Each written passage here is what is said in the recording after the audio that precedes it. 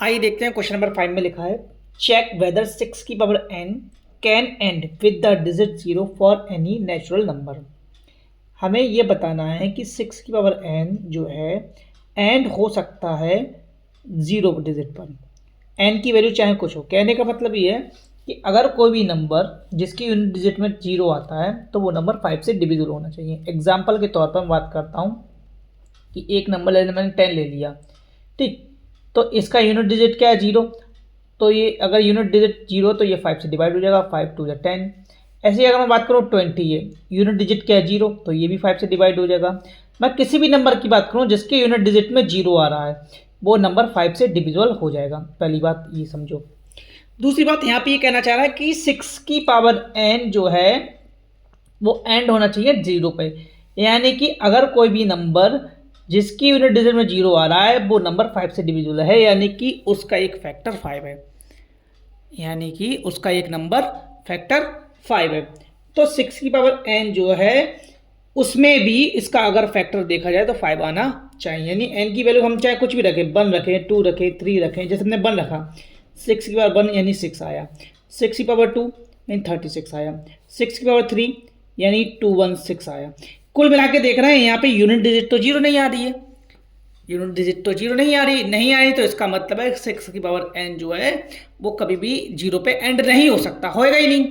लेकिन इसको हम लिखेंगे कैसे, है ना, इसको लिखने का तरीका क्या है और बोर्ड में लिखना क्या है, किस तरीके से इसको रिप्रेजेंट करना है और किस तरीके से हमें मार्क्स लेके आना है इस क्वेश्चन को सॉल्व करके, तो देखते हैं।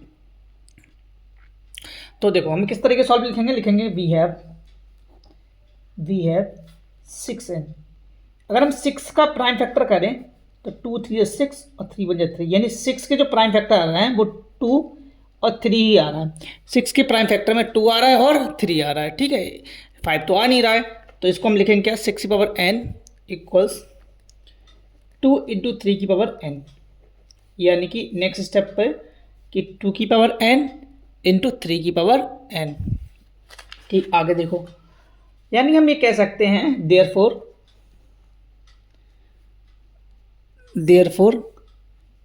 प्राइम फैक्टराइजेशन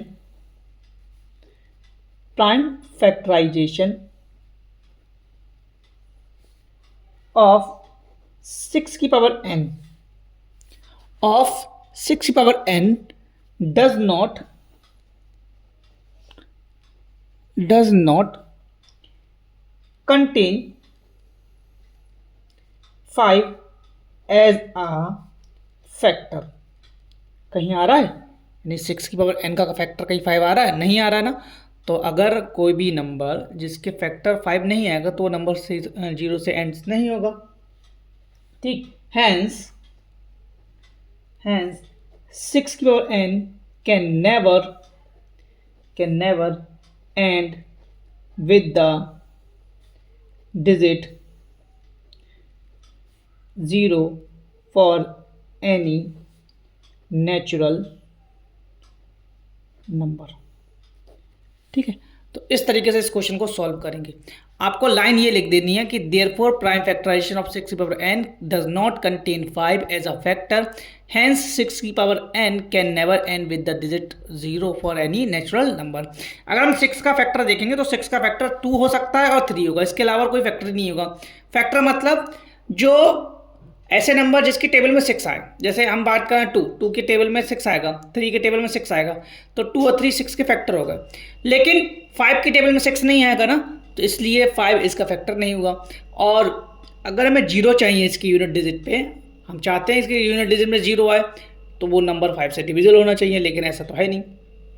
इसीलिए हमने इसके फैक्टर करके देखा तो 2 की पावर n 3 की पावर n आ रहा है, इसीलिए हम ये लिख सकते हैं 6 की power n can never end with the digit 0। और इसी तरीके से इस क्वेश्चन को सॉल्व करना है। Thank you.